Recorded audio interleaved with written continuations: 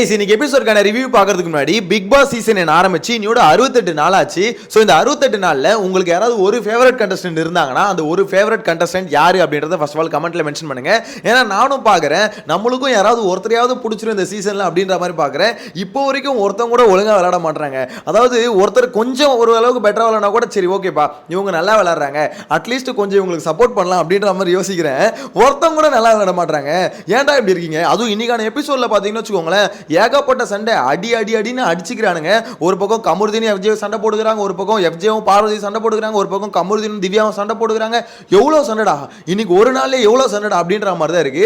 விஜய் சேதுபதிக்கு இந்த வீக்கெண்ட்ல கண்டென்ட் ரொம்ப கம்மியா இருக்குன்னு நினைச்சோம். ஆனா இன்னைக்கான எபிசோட்லயே பார்வும் கமருதீனும் சேர்ந்து கண்டென்ட்டை வாரி வழங்கிட்டாங்க அப்படின்ற மாதிரி தான் சொல்லணும்.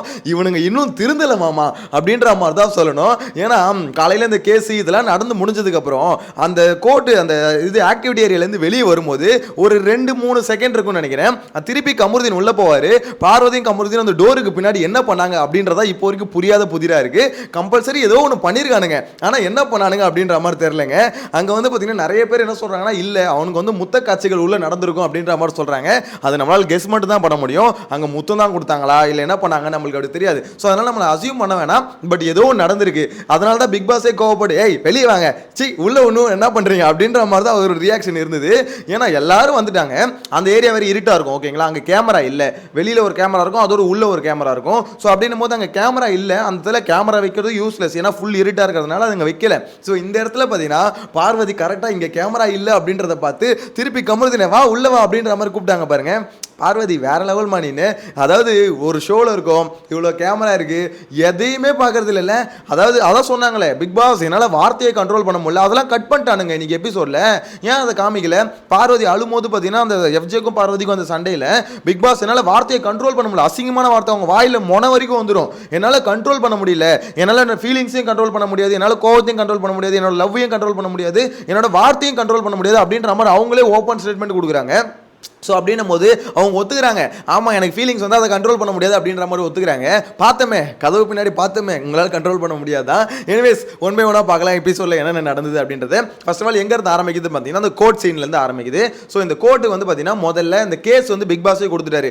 9 கேஸ் இருக்குது, இதில் ஏதாவது ஒன்று நீங்களே சூஸ் பண்ணுங்க அப்படின்ற மாதிரி சொன்னேன். எப்படி சொல்ல மக்களோட ஆகோபித்து அது எது அது என்ன சொல்லுவாங்க, ஒட்டுமொத்த மக்களோட ஏகோபித்த ஆதரவோட ஒரு கேஸ் வந்து சூஸ் பண்ணியிருக்காங்க. வார்த்தைக்கு தப்பாக கரெக்டாக தெரியல. எனிவேஸ் அந்த ஒரு கேஸ் வந்து சூஸ் பண்ணியிருக்காங்க. ஸோ அந்த கேஸ் வந்து பார்த்தீங்கன்னா பார்வும் கமருதீனும் இந்த மைக்கு போடாமல் இருந்ததுனால தண்டனை கொடுத்ததுனால இந்த முட்டை பால் எல்லாத்தையும் கட் பண்ணிட்டாங்க. ஸோ அப்படி இருக்கும்போது இதுக்கு அவங்க வந்து பார்த்தீங்கன்னா மனப்பூர்வமாக, அதாவது அது உணரவே இல்லை, அவங்க வந்து இது நம்மளால தான் நடந்தது அப்படின்றது உணரவே இல்லை. அது மட்டும் இல்லாமல் எங்களுக்கு முட்டை பால் திருப்பி வேணும், ஸோ இந்த கேஸில் நாங்கள் ஜெயிச்சா மேபி பிக் பாஸ் கொடுப்பாரு அப்படின்னு சொல்லிட்டு இந்த கேஸை கொடுத்துருக்காங்க. அந்த கேஸ் நடக்கும்போது ஒரு பக்கம் கானா வினோத், ஒரு பக்கம் இந்த பக்கம் விஜய் பார்வதி, அதுக்கப்புறம் கமருதீன் எஃப்ஜே இவங்களுக்குள்ள ஒரு சண்டை போச்சுல, அது கோட்டா இல்லை என்னடா அவங்க வீடா எப்படா நினைச்சிங்க? அது பிக் பாஸ் கிளியரா சொல்லியிருக்காரு, அந்த இடத்துக்குன்னு ஒரு மரியாதை கொடுக்கணும் அப்படின்ற மாதிரி. மாறி மாறி இந்த பக்கம் பார்வதி இந்த பக்கம் எகிரிட்டே இருக்காங்க, அந்த பக்கத்தில் கானா வினோத் ஒரு பக்கம் பார்த்தீங்கன்னா. ஆனால் கொஞ்சம் இன்ட்ரெஸ்டிங்காக இருந்தது அந்த கோர்ட் சீனில் என்ன தெரியுமா, அவர் போட்ட கவுண்டர் தான் கானா வினோத்தோட கவுண்டரும். இந்த அமித் வந்து பார்த்தீங்கன்னா ஒரு மாதிரி அவரோட வெள்ளந்தியான ஒரு ரியாக்ஷன் இருக்குல்ல, அது வந்து செம ஃபன்னாக இருந்தது. லைவ்ல பார்த்தவங்களுக்கு தெரிஞ்சிருக்கும் இதுதான்டா காமெடி அப்படின்ற மாதிரி தான் இருந்தது. ஏன்னா கானா வினோத்தோட கவுண்டரும் அமித்தோட அந்த ரியாக்ஷனும் பார்க்கும்போது செம ஃபன்னாக இருந்ததுங்க. உண்மையிலே லைவ்ல பார்த்ததுனால சொல்கிறேன், உண்மையிலே ஃபன்னாக தான் இருந்தது. ஸோ ஆனால் அந்த கோர்ட்டுக்கான ஒரு மரியாதை பார்த்தீங்கன்னா நீங்கள் எவனுமே கொடுக்கல. எஃப்ஜோ ஒரு பக்கம் எகிரிக்கிட்டே இருக்கான், பார்வதி ஒரு பக்கம் துள்ளிக்கிட்டே இருக்காங்க, கமருதீன் ஒரு பக்கம் கத்திக்கிட்டே இருக்கான், என்னடா பண்ணுறீங்க அப்படின்ற மாதிரி தான் இருந்தது. ஸோ அந்த கேஸை பொறுத்த வரைக்கும் பார்த்தீங்கன்னா மாறி மாறி விசாரிக்கிறாங்க. ஏன்னா கேஸ் கொடுத்தது வந்து பார்த்தீங்கன்னா 4 பேர், சாண்ட்ரா கொடுத்துருக்காங்க, ரம்யா ஜோ கொடுத்துருக்காங்க, அதுக்கடுத்து சுபிக்ஷா கொடுத்துருக்காங்க, திவ்யா கொடுத்துருக்காங்க. அப்படின்னும் போது 4 பேர் கேஸ் கொடுத்ததுனால ஸோ ஒவ்வொருத்தரையாக கூப்பிட்டு விசாரிக்கிறதுக்கே டைம் ஒழிச்சிட்டாங்க. அதாவது ரொம்ப நேரம் பேசிக்கிட்டே இருந்தாங்க. பிக் பாஸும் பொறுத்து பார்த்தாரு, சரி இவனுங்க கோர்ட்டுக்குள்ளே இப்படி அடிச்சுக்கிறானுங்க, ஒரு 10 நிமிஷம் கேப் கொடுப்போம், அதுக்கப்புறமா வந்து இங்க அடிச்சுக்காம கேஸ் நடத்துவானுங்கன்னு சொல்லிட்டு அந்த கேப் கொடுத்தாரு. ஆனா அந்த கேப்ல போயிட்டு வெளியே அடிச்சுக்க ஆரம்பிச்சிட்டானுங்க. அவர் நினைச்சிருப்பாரு, டேய் மூதேவிங்களா உள்ள அடிச்சுக்கிறீங்கன்னு தானே உங்களை வெளியே துரத்தி விட்டேன், வெளியே போய் ஏன்டா அடிச்சுக்கிறீங்க அப்படின்ற மாதிரி தான் நினைச்சிருப்பாரு.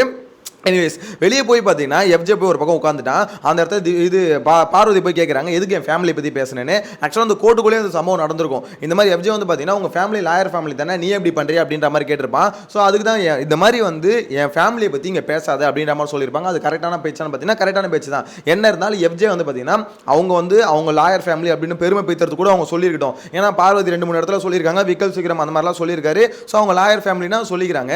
ஆனால் லாயர் ஃபேமிலி தானே, நீ எப்படி பண்ணுறிய அப்படின்ற கேட்கலாம் கூடாது, ஓகேங்களா?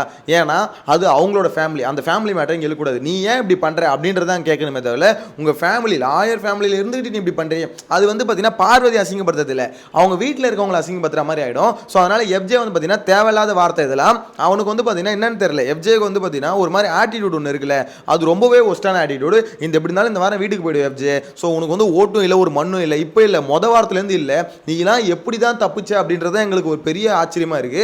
ஸோ அப்படிப்பட்ட இவனுக்கு வந்து பார்த்தீங்கன்னா அவனோட ஆட்டிடியூடை பார்க்கும்போது எப்படி சொல்ல, சரியான மக்கள் ஆதரவோட மக்கள் செல்வாக்கோட ஒருத்தன் உள்ள இருந்தால் ஒரு ஆட்டிடியூட் இருக்கும்ல, அப்படிப்பட்ட ஆட்டிடியூட் இவங்ககிட்ட இருக்குங்க. ஒன்றுத்துக்கு உதவாது. இவனுக்கு வந்து பார்த்தீங்கன்னா ஆரம்பத்துலேருந்தே ஓட்டு இல்லை, ஆரம்பத்துலேருந்தே மக்கள் சப்போர்ட்டே இவனுக்கு இல்லை.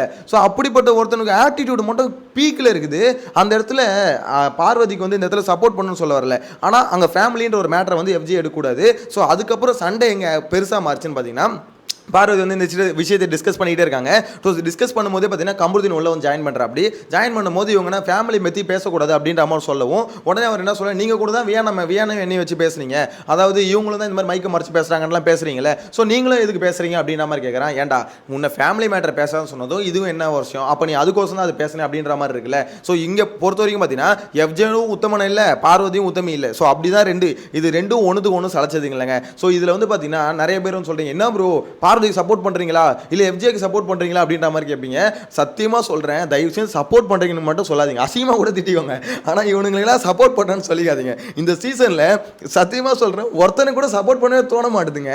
உண்மையிலே நம்ம எல்லா சீசன்லையும் பார்த்தீங்கன்னா சில பேர் வந்து பிடிக்கும், சில பேர் வெறுப்போம், சில பேரை பிடிக்கும். இருந்தாலும் பார்த்தீங்கன்னா என்ன பொறுத்தவரை ரிவ்யூ பண்ணும்போது அந்த சுச்சுவேஷன் என்ன, அதில் யார் பேசுறது சரி தப்பு அதை மட்டும் தான் ரிவ்யூவில் சொல்லணும். ஸோ மோஸ்ட்லி கண்ட்ரோல்டாக இருப்போம். ஆனால் சில பேர் வந்து பார்த்தீங்கன்னா ஃபேவரட் கண்டஸ்டன்ட் இருப்பாங்க. ஆனால் இந்த சீசனில் இப்போ வரைக்கும் ஃபேவரட் கண்டஸ்டன்ட்னு ஒருத்தன் கூட இல்லைங்க. ஏன்னு தெரியல, இந்த சீசனோட சாபமா என்னன்னு தெரியல, ஒருத்தனை கூட பிடிக்க மாட்டுது. எனக்கு அது ஆச்சரியமா இருக்கு. எப்படி இப்படி ஒரு சீசன் இருக்க முடியும், இப்படி ஒரு கன்றாவியான சீசனை இதுவரை பார்த்ததுண்டா ஒரு ஆனர் அப்படின்ற மாதிரி தான் இருக்கு. ரொம்ப ரொம்ப மோசமா இருக்குங்க. எனிவேஸ் அந்த இடத்துல பார்த்தீங்கன்னா எஃப்ஜேக்கும் கமருதீனுக்கும் அப்படியே கான்வர்சேஷன் ஆரம்பிச்சு கொஞ்ச நேரத்தில் பார்த்தீங்கன்னா ரெண்டு பேரும் பைத்தியக்காரங்க மாதிரி சண்டை போட ஆரம்பிச்சிட்டானுங்க. அதுலேயே எஃப்ஜே ஆட்டிடியூட் இருக்குல்ல, அது ஒரு மாதிரி என்னப்போ அப்படின்ற மாதிரி கேட்குறாங்களா, அதெல்லாம் ரொம்ப ஒரு மாதிரி இருக்குது. ஏய் உனக்கு என்னடா பிரச்சனை, அந்த இடத்துல இந்த இடத்துல கமருதீன் பேசுறது நியாயம் தப்பு சரி தப்பு அதெல்லாம் தூக்கி ஓரம் வச்சுருவோம். இருந்தாலும் இந்த கமருதீன் அந்த இடத்துல பேசும்போது அவன் நார்மலாக தான் பேசிட்டு இருக்கான், மச்சான் இப்படி பேசாத மச்சான் அப்படின்ற மாதிரி தான் சொல்கிறான். இருந்தாலும் வந்து பார்த்தீங்கன்னா என்னப்போ அப்புறம் அப்படின்ற மாதிரி ஒரு மாதிரி பேசுறது வந்து பார்த்தீங்கன்னா உண்மையிலே கமருதீன் இவ்வளோ பொறுமையாக இருந்தானே அப்படின்ற மாதிரி யோசிக்க தோணுது. ஏன்னா அவனை பொறுத்தவரை எகிரின்னு வரான். ஆக்சுவலாக கமருதீனுக்கு ரெட் கார்டு கொடுக்குறது வாய்ப்பு இருக்கு, அது வேற விஷயம். இருந்தாலும் அவன் எகிரிக்கிட்டு வரான். இருந்தாலும் இந்த இடத்துல எஃப்ஜேவோட ஆட்டிடியூட் ரொம்ப ரொம்ப ஒஸ்டா இருந்தது. அது ஒரு மாதிரி ட்ரிகர் பண்றது, பயங்கரமா ட்ரிகர் பண்ற மாதிரி இருந்தது. லைவ் நான் பார்த்துட்டு இருந்தேன். லைவை பார்க்கும்போது நம்மளுக்கே செவுல சப்புன்னு ஒன்று வைக்கணும் போல அந்த மாதிரி தான் இருக்குது. அவனோட ஆட்டிடியூட் வந்து ரொம்ப மோசமா இருக்கு. அவன் பேசுறது சரியாவே இருக்கட்டுமே, ஆனா இந்த ஆட்டிடியூட் சரியில்லை. ஒருத்தவங்க பேசுனா திருப்பி பேசு, ஆட்டிடியூட் ரொம்ப தப்பு. இப்போ கமருதீன் வந்து இந்த இடத்துல சரியா ப்ரோ அப்படின்ற மாதிரி கேட்டீங்கன்னா அவன் வந்து வழக்கமா பண்றது இது. ஆக்சுவலா இங்க வந்து கமருதீன் வந்து பார்த்தீங்கன்னா வியானா எஃப்ஜே இவங்களும் மைக்க முடியுதானே அப்படின்ற மாதிரி பேசுறான்ல, அதெல்லாம் இவன் பேசவே கூடாது. ஏன்னா வியானே எஃப்ஜே இதுங்களும் பார்த்தீங்கன்னா இந்த மேட்டர்லாம் பேசுங்க. ஆனால் எஃப்ஜே அந்த இடத்துல சொல்கிற மேட்டர் உண்மைதான். அவன் வந்து பார்த்தீங்கன்னா மைக்கை மறைச்சிட்டு பேச மாட்டான், எவ்வளோ அசிங்கமாக இருந்தாலும் மைக்கிலே பேசுகிறேன். ஏன்னா நம்ம தான் கேட்டோமே. ஆனால் இங்கே பார்வதியும் கமருதீனும் அவங்க மைக்கை மறைச்சிட்டு பேசிட்டு இங்கே வந்து நீங்கள் வந்து முட்டு கொடுக்கவே கூடாது, நீங்கள் அக்செப்ட் பண்ணி தான் ஆகணும். ஆக்சுவலாக எல்லாருமே இப்போ என்னன்னா பார்வதியும் கமருதீனை பொறுத்தவரைக்கும் எல்லாரும் குத்துன்னு குத்துறாங்க. அதாவது அவங்களுக்கு வந்து வலிக்குது, என்ன எல்லாருமே நம்மள ஓவராக பேசுகிறானுங்க. அதுவும் கமருதீனுக்கு என்ன பிரச்சனைனா நீலாம் என்ன பேசுறியடா அப்படின்றதான் பிரச்சனை. அவர் என்ன சொல்கிறாருன்னா மற்றவங்க பேசலாம், நீ பேசுறதுக்கு என்ன தகுதி இருக்குது அப்படின்ற மாதிரி தான் கேட்குற. அப்படி ஏன்னா நீ இதே மாதிரி லவ் பண்ணிக்கிட்டு ஒரு மாதிரி லவ் கண்டென்ட் கொடுத்துக்கிட்டு ரெண்டு பொண்ணுங்கிட்ட பேசிக்கிட்டு இதே மாதிரி வேலையை தான் நீயும் பண்ண. ஸோ அப்படி இருக்கும்போது நீ எதுக்கு என்ன பேசுகிற, மற்றவங்க பேசுறது நீ பேசவே கூடாது அப்படின்ற மாதிரி சொல்கிறாரு. இதில் தான் பிரச்சனை. ஆக்சுவலாக நீ கேவலமானவனா நான் கேவலமானவனா அப்படின்றதான் இவங்களுக்குள்ள பிரச்சனையே. நீ சரியா நான் சரியா இல்லை, நான் ஒரு கேவலமானவன், நீ அதை விட கேவலமானவன். ஸோ நீ வந்து பார்த்தீங்கன்னா என்ன கேவலமானவன் சொல்லக்கூடாது. எப்பேற்பட்ட ஒரு சண்டை பார்த்தீங்களா இவங்களுக்குள்ள. விஜய் சேதுபதி இப்ப இதுல யாரு பக்கம் சரின்னு சொல்லிட்டு தீர்ப்பு சொல்லுவாரு சொல்லுங்க. ஏன்னா இவன் ஒரு கேடு கெட்டவன், இவன் மானம் கெட்டவன், என்னடா பண்றீங்க ரெண்டு பேரும் அப்படின்ற மாதிரி தான் இருந்தது. ஏன்னா அவனுக்குள்ள அடிச்சுக்கிறதே பார்த்தீங்கன்னா ஒரு சரியில்லையே. ஒன்று நான் சரின்னு சொல்லணும், இல்லை வந்து நீ தப்புன்னு சொல்லணும். இது நான் தப்பு தான், ஆனால் என்னோட பெரிய தப்பு நீ அப்படின்ற மாதிரி ஒரு சண்டை ஒன்று நடந்துட்டு இருக்கு. எனிவேஸ் அந்த சண்டை வந்து ஒரு மாதிரி பீக்குக்கு போச்சு. அதுக்கப்புறம் பார்த்தீங்கன்னா எஃப்ஜே சொல்லிட்டான், மச்சான் உன் கூட பேச எனக்கு ஒன்றும் பிரச்சனை இல்லை, ஆனால் நீ வந்து பார்த்தீங்கன்னா பார்வதி ஒன்று வந்து சொரிஞ்சு விட்றா அப்படின்ற மாதிரிலாம் அந்த இடத்துல சொன்னா. அதெல்லாம் தேவையில்லாத வார்த்தை. ஸோ அந்த மாதிரிலாம் அவர் பண்ணும்போது எனக்கு இரிட்டேட் ஆகுது, நம்ம 2 பேரும் போய் பேசலாம் அப்படின்னு சொல்லிட்டு கானா வினோத் வந்து ஒரு தடவை உங்களுக்குள்ள வந்து சமாதானப்படுத்தி விட்டாருன்னு வச்சுக்கோங்களேன். ஸோ கானா வினோத் 2-3 தடவை இன்னைக்கு வந்து கமருதீன் வந்து அட்வைசரா மாறிட்டாரு. மச்சான் இந்த மாதிரிலாம் போதுரா, பேசுறா, ஒழுங்கா பேசுறான்னு அட்வைஸா மாறிட்டாரு. எனக்கு என்னன்னா கமருதீனை ஒருத்தர் வந்து பேம்பர் பண்ணிக்கிட்டே இருக்கணுமா? அவர் என்ன பப்பாவா? அவனுக்கு மூளை இல்லை, அது வேற விஷயம். ஆமா, அவனுக்கு தான் மக்ருதீன்னு பேரே வச்சாச்சே. நான் வேற இதை கேட்கறேன் பாருங்க, அவனுக்குன்னு மூளை இல்லையா அப்படின்ற மாதிரி. இல்லையே, அவனுக்கு இருந்திருந்தா ஏன் இதெல்லாம் பண்ண போறான் அப்படின்ற மாதிரி தான் இருக்கு. கமருதீனை பொறுத்த வரைக்கும் யார் என்ன சொல்றாங்களோ அதை அப்படியே செய்யறாங்க. ஒருத்தவங்களுக்காக சப்போர்ட் பண்றானா பிளைண்டா சப்போர்ட் பண்றான், ஒருத்தவங்களை எதுக்குறானா பிளைண்டா எதுக்குறான். ஸோ அந்த மாதிரி தான் அவனோட கேரக்டர் இப்போ இவ்வளோ நேரம் நம்ம பார்த்த வரைக்கும் இருக்குது. கோவப்பட்டா அவங்களை அடிக்கணும்னு நினச்சிட்டா எக்ஸ்ட்ரீமுக்கு இறங்கி அடிக்கிறான். ஸோ அப்படின்னும் போது தான் ரொம்ப யாரா நீ அப்படின்ற மாதிரி ஒரு பக்கம் இருக்குன்னு வச்சுக்கோங்களேன். நெக்ஸ்ட் ஓகே, இதுக்கப்புறம் பார்த்தீங்கன்னா அந்த ஒஸ்ட் பர்ஃபார்மர் வருது. இதுக்கு நடுவில் பார்த்தீங்கன்னா பார்வதிக்கு எஃப்ஜேக்கு சண்டை வந்தது. ஸோ அந்த சண்டை வந்து பார்த்தீங்கன்னா ஒரு மாதிரி பார்வதி வந்து பயங்கரமாக அழுதுட்டு அப்போ தான் அவங்க வார்த்தையே விட்டாங்க, இந்த மாதிரி வந்து பிக் பாஸ் என்னால் கண்ட்ரோல் பண்ண முடியல, என் வாயை என்னால் கண்ட்ரோலே பண்ண முடியல அப்படின்ற மாதிரிலாம் சொல்லிட்டு இருந்தாங்க. எனக்கு அதை பார்க்கும்போது கண்ட்ரோல் பண்ண முடியலையா, அவ்வளோ அதாவது வாயை கண்ட்ரோல் பண்ண முடியல, ஃபீலிங்ஸை கண்ட்ரோல் பண்ண முடியல, லவ் பண்ணுற எமோஷனை கண்ட்ரோல் பண்ண முடியல, எதையுமே கண்ட்ரோல் பண்ண முடியல. இதுல வேற அந்த ஹாட் ஸ்டார் அந்த எடிட்டர் ப்ரோமோ எடிட்டர் போறாரு, பாரு கண்ட்ரோல், ஏன்னா வார்த்தை வந்துருச்சு, போடாங்க எஃப்ஜே அப்படின்ற மாதிரி நாக்கு முனையில வந்துருச்சு. பார்வதி அப்படியே அடக்கிக்கிட்டாங்க. எனக்கு என்னன்னா அவ்வளோ கண்ட்ரோல் பண்ண முடியலன்னா இந்த வீட்டில் இருக்க வேணாம், கிளம்பிடுங்க. என்ன உங்களுக்கு ஐயோ கண்ட்ரோல் பண்ண முடியல அப்படி என்னமா உங்களுக்கு? அப்போ வெளியில இருக்கும் போது கெட்ட வார்த்தை ரொம்ப ஃப்ளூவெண்ட்டாக வரும் போல இருக்கு. எனக்கு தெரியல, ஏன்னா சில பேர் ஆக்சுவலாக நம்ம ஃப்ரெண்ட்ஸ் சர்க்கிளில் சில பேர் இருப்பானுங்களே, எதுக்கு எடுத்தாலும் அப்படின்ற மாதிரி ஏதோ எடுத்தோடனே பார்த்தீங்கன்னா அந்த வார்த்தை தான் வரும். ஸோ அவனுங்களாம் கேட்கும்போது என்னடா அப்படின்னும் போது இப்படி தாண்டா வருது, வேற வழி இல்லை அப்படின்ற மாதிரி சொல்லுவானுங்க. எனக்கு பார்வதி ஒருவேளை அப்படிதான் இருந்திருப்பாங்களோ அப்படின்ற மாதிரி தோணுது. இந்த மாதிரி கெட்ட வார்த்தை வந்து ரொம்ப ஃப்ளூவெண்ட்டாக வரும் போல இருக்கு. அதை தான் அவங்க பண்ணுறாங்க, என்னால் கண்ட்ரோல் பண்ண முடியல அப்படின்ற மாதிரி சொல்கிறாங்க. அப்போ வெளியே பயங்கரமாக பேசிடுவாங்க போல இருக்கு. எனிவேஸ், இதுக்கப்புறம் பார்த்தீங்கன்னா அந்த ஒஸ்ட் பர்ஃபார்மர் எல்லாரும் சேர்ந்து ரம்யாவை குத்துனாங்க. இப்போ ரம்யாவை குத்துனது பிரச்சனை இல்லை, ஆனால் ரம்யாவுக்கு என்ன பிரச்சனைனா, என்னை வந்து ஒஸ்ட் பர்ஃபார்மர் சொல்லு, எனக்கு அது பிரச்சனையே கிடையாது. ஆனால் என்னை வந்து அந்த கதவை திறந்து வச்சுட்டு போன வாரம் விஜய் சேதுபதி எபிசோடில் நடந்தது அதை பற்றி பேசாத, நான் எதை பற்றி பேசணும்னு சொல்லணும் அதை பற்றி மட்டும் நீ பேசணும் அப்படின்ற மாதிரி பார்வதி சொன்னாங்க. அது தேவையில்லாத ட்ராமா அப்படின்ற மாதிரி தான் இருந்தது. இருந்தாலும் அந்த ஒஸ்ட் பர்ஃபார்மரில் ரொம்ப முக்கியமான விஷயம், திவ்யா வந்து பார்த்தீங்கன்னா சாண்ட்ராவை சொல்லிட்டாங்க. உடனே திவ்யா வந்து சாண்ட்ரா வந்து பார்த்தீங்கன்னா கழுவி ஊத்துறாங்க திவ்யாவை. இந்த மாதிரி அதாவது கூட இருந்துகிட்டே வந்து குளிப்பறிச்சிட்டா அப்படின்ற மாதிரிலாம் பேசுறாங்க. இப்போ தெரியுதா இவ என்ன எப்படிப்பட்ட ஆளு அப்படின்ற மாதிரி அவங்க சொல்றதுக்கு உடனே விஜய் சேதுபதி எபிசோட்லயே அவரே சொன்னார்ல, இந்த மாதிரி நீ வந்து அப்பாவி, உனக்கு கூட இருக்கவ தான் எல்லாம் உன்னை பார்த்தீங்கன்னா ட்விஸ்ட் பண்ற அப்படின்ற மாதிரிலாம் சொன்னாங்க அப்படின்னு சொல்லிட்டு பார்வதி ஒரு பக்கம் ஏற்றி விடுறாங்க, சாண்ட்ரா ஒரு பக்கம் கொட்டுறாங்க. 2 வில்லிங்களும் சேர்ந்து அப்படியே வன்மத்தை கக்கிட்டு இருந்தாங்க. லைவ்ல பார்க்கும்போது எனக்கு அப்படிதான் இருந்தது. ஏமா என்னம்மா இப்படி கக்குறீங்க, அவ்வளோதான் போல இருக்கே, பாம்பே தோத்துரும் போல இருக்குது, அவ்வளோ விஷம் வருது இங்கே, இதில் வேற விஷம்னு சொல்லிட்டு அங்கே சொல்லிட்டு இருக்காங்க. இந்த இடத்துல ஆக்சுவலாக ஒரு விஷயம் முதல்ல கிளாரிட்டி கொடுத்துக்கிறேன். அந்த இந்த இந்த வீடியோ ஒன்று போடும்போது சில பேர் சொல்லுவாங்க, என்ன ப்ரோ திவ்யாவுக்கு சப்போர்ட் பண்ணுற மாதிரி இருக்கு. ஆக்சுவலாக இந்த இடத்துல யார் சரி தப்பு அப்படின்ற மாதிரி தான் பார்க்க முடியும். திவ்யா வந்து பர்ஃபெக்டான ஒரு பிளேயர் அப்படின்னு பார்க்கும்போது அது இல்லை, அதையும் நான் சொல்லி தான் ஆகணும். ஆக்சுவலாக அந்த இடத்துல பார்க்கும்போது திவ்யா கிட்ட வந்து ஒருத்தவங்களை வந்து பேச விடணும் அப்படின்ற மாதிரி இல்லை, சின்ன சின்ன விஷயத்துக்கு ரியாக்ஷன் இருக்குல்ல, அது ரொம்ப ஹெவியாக இருக்குது. ஸோ அதனால தான் அவங்க இந்த வீட்டுக்குள்ளே அவங்களுக்குன்னு ஒரு ஃப்ரெண்ட் சர்க்கிளை அவங்களால கிரியேட் பண்ண முடியல. ஏன்னா அவங்க யாராக இருந்தாலும் ஒரு மாதிரி அவங்கள பேச விடாமல் பேசிக்கிட்டே இருக்காங்க. அது வந்து உண்மையிலே ஒர்க் அவுட் ஆகாது. அவங்களாலாம் இந்த பிக் பாஸ் சீசன் என்னை பொறுத்த வரைக்கும் ரொம்ப நாள் கண்டினியூ பண்ண முடியுமா அப்படின்னு கேட்டால் வாய்ப்பு ரொம்ப கம்மி. ஏன்னா அவங்க வந்து இப்படிலாம் எல்லாத்துக்கும் ரியாக்ட் பண்ணிக்கிட்டே இருந்தாங்கன்னு வச்சுக்கோங்களேன். ஒரு சில விஷயத்தில் ரியாக்ட் பண்ணும்போது ஓகே பரவாயில்லப்பா மாசு அப்படின்ற மாதிரி தோணும். எல்லாத்துலேயும் ரியாக்ட் பண்ணும்போது என்ன இது சரியான தொட்டா சீலிங்காக இருக்குது அப்படின்ற மாதிரி ஒரு எண்ணம் வந்துடும், பார்க்குறவங்களுக்கு வந்துடும். ஸோ திவ்யா அதை கண்ட்ரோல் பண்ணால் தான் உருப்பிட முடியும் அப்படின்ற மாதிரி தான் சொல்ல தோணுது. எனிவேஸ், நீங்கள் கேட்டிங்களா திவ்யாவுக்கு சப்போர்ட் பண்ணுறீங்களான்னு? திவ்யா கிட்ட இருக்கிற இது அவங்க கிட்ட ஒரு குறைன்னு சொல்லுவாங்களா, அது இதுதான். அதே மாதிரி சாண்ட்ரா கிட்ட இருக்க குறை என்னன்னா தான் புருஷனே சந்தேகப்படுறாங்க. எனக்கு அதுதான் ஒன்றுமே புரியல. சாண்ட்ரா ஏன் இவ்வளோ கேவலமாக யோசிக்கிறாங்கன்னு தெரியல. ஏன்னா அவங்க வந்து திவ்யாவை சந்தேகப்படுறது, அவங்க திவ்யா மேலே கோவப்படுறாங்கல்ல, அதெல்லாம் என்ன நினைக்கிறீங்க? அந்த துணியை எடுத்து வச்சுக்காது இந்த மாதிரி வச்சது கோவப்படுறாங்கன்னு நினைக்கிறீங்களா? அதெல்லாம் இல்லை. அவங்கள பொறுத்த வரைக்கும் பிரஜனையும் திவ்யாவையும் வச்சு அவங்க வந்து சந்தேகப்படுறாங்க. அவங்களுக்கு வந்து பொசசிவ்னஸ் அப்படின்ற மாதிரிலாம் இனிஷியலாக நினச்சிட்டு இருந்தேன். இது வந்து கிளியர் சந்தேகம். அவங்க வந்து திவ்யா அசிங்க பற்றின நினச்சி பிரஜனை அசிங்க பற்றிட்டு இருக்காங்க. 19 வருஷம் வாழ்ந்தாங்கன்றாங்க, ஆனால் அவங்களுக்கே இவ்வளோ சந்தேகம் வரும் அப்படின்ற மாதிரி எதிர்பார்க்க முடியல.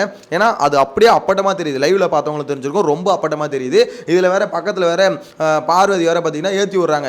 விஜய் சேதுபதி சாரே சொன்னார் பத்தில் அன்னைக்கே நீ புரிஞ்சிருக்கணும், அன்னைக்கு புரியலடி, இன்னைக்கு தாண்டி எனக்கு புரிஞ்சுது, இவ பேர்பட்ட ஆளு அப்படின்ற மாதிரி. அப்படியே சேன்றா, சரி சேன்றா, சூப்பர் காம்போ, இந்த 2 காம்போ அப்படியே ஒன்றாவே இருங்க, கூடிய சீக்கிரம் பார்த்தீங்கன்னா உருப்பிட்டுருவீங்க அப்படின்ற மாதிரி தான் சொல்ல தோணுது. எனிவேஸ், இதுக்கப்புறம் பார்த்தீங்கன்னா அந்த ஒஸ்ட் பர்ஃபார்மர்லாம் செலக்ட் பண்ணதுக்கப்புறம் அவங்க ஜெயிலுக்கு போயிட்டாங்க. ஜெயிலுக்கு போனதுக்கப்புறமா அந்த இடத்துல கமருதீனுக்கும் திவ்யாவுக்கும் ஒரு சண்டை வந்ததில்ல, அந்த சண்டையை பார்க்கும்போது ஏய் என்னடா கமருதீன் எதுக்குடா தேவலாம் வார்த்தை விடுற அப்படின்ற மாதிரி தான் இருக்குது. அந்த இடத்துல திவ்யாவோட ரியாக்ஷன் வந்து ஓவர் ரியாக்ஷன் அப்படின்னு கேட்டிங்கன்னா ஓவர் ரியாக்ஷன் தான். எடுத்தோன்னே எதுக்கு என்னை பற்றி பேசுகிற அப்படின்ற மாதிரி அவன் பேசதான் செய்வான். ஒரு கண்டஸ்டண்ட்டாக அவன் என்ன வேணால் பேசலாம்னு வச்சுக்கோங்களேன். இப்படி அதாவது நான் அப்படி பண்ணலை அப்படின்றவனா அவன் சொல்லலாம், சொல்லி டிஃபெண்ட் பண்ணலாம், பேசலாம். ஆனால் அவங்களோட ரியாக்ஷன் எடுத்தோன்னு ஓவர் ரியாக்ஷனாக தான் இருந்தது. கமருதீன் அதுக்கு நார்மலாக ஆன்சர் பண்ணியிருந்தா அவன் பக்கம் நான் இருந்திருக்கும், திவ்யா எதுக்கு இப்படி கத்திட்டு இருக்கு அப்படின்ற மாதிரி இருந்திருக்கும். அவன் என்ன பண்ணிட்டான், எடுத்தோன்னு பார்த்தீங்கன்னா ஒரு அதுப்புல வந்து நெக்கலாக பேசுவாங்கல்ல, அதாவது என்னை கேட்க யாருமே இல்லை. ஆக்சுவலாக பார்வதிக்கும் அதே ஆட்டிடியூட் தான், கமருதீனுக்கும் அதே ஆட்டிடியூட். இந்த வீட்டில் எங்களை கேட்க ஆளே இல்லை, நாங்கள் என்ன வேணா பேசுவோம் எப்படி வேணா பேசுவோம் அப்படின்ற மாதிரி தான் இருக்குது. பண்ணுறது எல்லாம் கன்றாவியான ஒரு லவ் கண்டென்ட்னு சொல்லிட்டு தடவுறது, உரசுறது, பேசுறதெல்லாம் 18+ இதெல்லாம் பண்ணிட்டு பார்வதிக்கு திவ்யா நடுவில் வந்து பார்த்தீங்கன்னா நீங்கள் என்ன பண்ணுறீங்கன்னு நாங்கள் தான் பார்த்துட்டு இருக்கோம் அப்படின்னு சொன்னோன்னா என்ன பண்ணிட்டு இருக்கோம், இப்போ என்ன பண்ணிட்டு இருக்கோம், பக்கத்துல இருந்து துள்ளிட்டு இருக்கிறது பண்ணுறது ஒரு மானங்கட்ட வேலை. இதை சொன்னால் உனக்கு கடுப்பாவதா அப்படின்ற மாதிரி தான் இருக்குது. உன்னால தான் ஃபீலிங்ஸை கண்ட்ரோல் பண்ண முடியல, நீ பண்ணுறது வந்து காஜி காதல் அப்படின்றது அப்பட்டமாக தெரியுது. அப்படின்னும் போது அதை சொல்ல தான் செய்வாங்க. அதை சொல்லும் அது ஆக்சுவலாக அது டேரெக்டாக கூட சொல்ல, இன்டெரக்டாக சொல்லும் போதே பார்வதி குத்துது, அவ்வளோ குத்துது, நான் எல்லாத்தையும் அடக்கிட்டு இருக்கணும். அதுதான் எனக்கு அங்கே தான் பார்த்தீங்கன்னா ஒரு பார்வதி மேலே செம இரிட்டேட் ஆச்சு. நீங்கள் பண்ணுறதெல்லாம் பண்ணுவீங்களா, அவங்க யாரும் கமெண்ட் பண்ணக்கூடாதுன்னா என்ன அர்த்தம் அப்படின்ற மாதிரி தான் இருக்குது. எனிவேஸ் இந்த இடத்துல திவ்யாவோட ரியாக்ஷன் ரொம்பவே ஓவர் ரியாக்ஷன் தான். ஆனால் கமருதீன் அதுக்கு வாடி போடின்னு பேசுறது இதெல்லாம் என்ன சொல்கிறது, இது வந்து கமருதீனுக்கு வந்து நேரம் சரியில்லை, வாயும் சரியில்லை, நல்லா வாங்கி கட்டிக்க போகிறாரு அப்படின்றது கிளியராக தெரியுது. நாளைக்கு எப்படி சொல்ல பாருங்களேன், கமருதீனை போட்டு பொலன்னு பொழக்க போகிறாங்க அப்படின்ற மாதிரி சொல்ல தோணுது. இந்த இடத்துல அமித் வந்து பார்த்தீங்கன்னா நடுவில் மாட்டிக்கினாரு. இங்கே வந்து திவ்யா வந்து கேட்குறாங்க அமித் நீ ஏன் கேட்கல, ஆனால் நியாயமான கேள்வி தான், அமித் ஏன் கேட்கல அப்படின்ற மாதிரி. அவர் வந்து பார்த்தீங்கன்னா நான் கேட்டேன், அவனை வந்து அதுக்கு தான் டைவர்ட் பண்ணேன் நான், ஏன் எல்லாரும் கமருதீனை கொஞ்சிறீங்க, ஏன் கொஞ்சணுமா அவர் வந்து பார்த்தீங்கன்னா நார்மலாக இருக்கும் அவருக்குன்னு, ஐயோ திருப்பி மூளைன்னு அதுதான் இல்லையே. எனிவேஸ் அவர் வந்து பார்த்தீங்கன்னா ஒரு விஷயம் நீங்கள் எக்ஸ்பிளைன் பண்ணக்கூடாது, அவர் வந்து டைவர்ட் பண்ணுறாராம், அவர் அந்த சண்டை அந்த பீக் மோட்லேருந்து டைவர்ட் பண்ணுறாராம். இது அமித் வந்து நடுவில் மாட்டிக்கினாரு. ஒரு பக்கம் திவ்யா வந்து பார்த்தீங்கன்னா அங்கே சமாதான பேச்சுக்கு வந்து கமருதீன் இது நம்ம இவர் கானா வினோத் 2 பேர் வந்தாங்க. அப்போ கானா வினோத்தும் கமருதீனும் சிரிச்சுக்கினாங்களே, அதை பார்த்தீங்களா, அதை பார்க்கும்போது டேய் சமாதானம் பேசுறது வந்துட்டு ஏன்டா வெறுப்பேற்றுறீங்க அப்படின்ற மாதிரி தான் இருந்தது. ஸோ அந்த இடத்துல கானா வினோத் எவ்வளோ அட்வைஸ் பண்ணி கூப்பிட்றாரு, அப்பயும் இந்த மக்ரூத் எனக்கு புரியல. ஏன்னா நீ சமாதானம் ஆயிட்டா வீக்கெண்ட்ல கொஞ்சம் அடி குறையும், இல்லை இப்போ இப்படியே கண்டினியூ பண்ணா வீக்கெண்ட்ல அடி விழும் அப்படின்னு சொல்லிட்டு கூட்டு வராரு. அப்போ வரைக்கும் கடைசி வரைக்கும் அந்த மக்குக்கு ஒண்ணுமே புரியல அப்படின்ற மாதிரி சொல்ல தோணுது. பார்க்கலாம் வீக்கெண்ட்ல எப்படி நடக்க போகுது, எப்படி ரோஸ்ட் இருக்க போகுது அப்படின்றத உங்களோட கருத்தை மறக்காம கமெண்ட்ல மென்ஷன் பண்ணுங்க. நெக்ஸ்ட் வீடியோல மீட் பண்ணலாம். Bye by.